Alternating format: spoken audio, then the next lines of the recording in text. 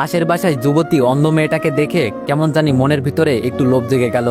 যেমন করেই হোক না কেন এক রাতের জন্য ওকে আমার চাই। এত সুন্দর মেয়ে আমি কখনোই দেখি নাই।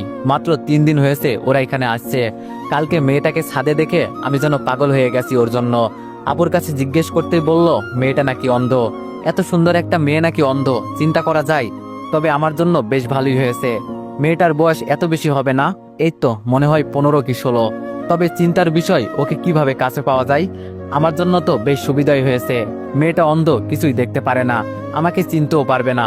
ভাবছি আজকে রাতে কাজটা সেরে ফেলবো, যা হবার তো হবেই। ইস, মেয়েটাকে দেখলেই যেন মাথায় আগুন জ্বলে যায়। আমারও গার্লফ্রেন্ড আছে, কিন্তু এই অবস্থা আমার কখনো হয় নাই ওকে দেখে।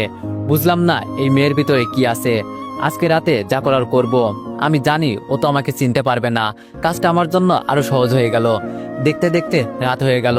ওদের বাসার কাছে একটা আম গাছ আছে, ওইটা দিয়ে আস্তে আস্তে উপরে উঠে গেলাম। কিন্তু চিনবো কি করে মেয়েটার রুম? ওই তো একটা রুমে মিটমিট করে আলো জ্বলছে। লাফ দিয়ে জানালার কাছে চলে গেলাম। জানালা খুলতেই দেখি হাত কেটে রক্ত পড়ছে। তাতে আমার কিছু আসে যায় না, হাতের দিকে না তাকিয়ে ভিতরে চলে গেলাম। মেয়েটা টেবিলের কাছে বসে কি জানি লেখার চেষ্টা করছে। মাথাটা ঘুরে গেল। এটা কি কোনো মেয়ে নাকি স্বর্গের পরী? আজকে আমি ওকে খুব কাছে থেকে পাবো, ভাবতেও জানো অনেকটাই ভালো লাগছে। মানুষ বলে কোনো মেয়ের সাথে জোর করে শারীরিক সম্পর্ক করলে সেটা নাকি ধর্ষণ হয়। তবে আমার কোনো আসে যায় না। মেয়েটাকে আমার পছন্দ হয়েছে। এখন যদি বলি ওকে এক রাতের জন্য আমার সাথে থাকতে, তখন সে কি রাজি হবে? কখনোই না। তাই আমার পথ আমাকেই অবলম্বন করতে হবে।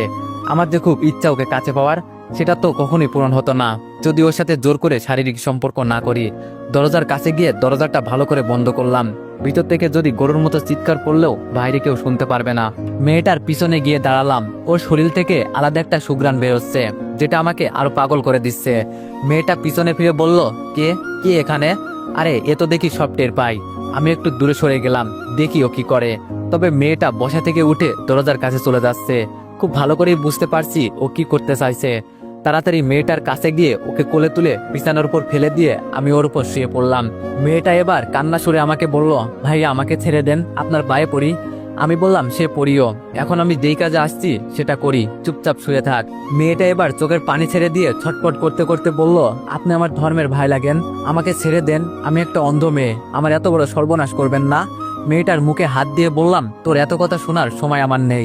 ওড়না দিয়ে ওর মুখ বেঁধে দিলাম।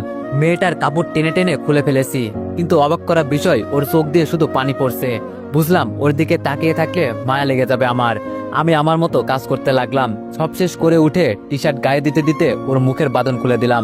শোয়া থেকে উঠেই মেয়েটা পায়ে লাথি দিয়ে আমাকে দূরে ফেলে দিল। কুত্তার বাচ্চা!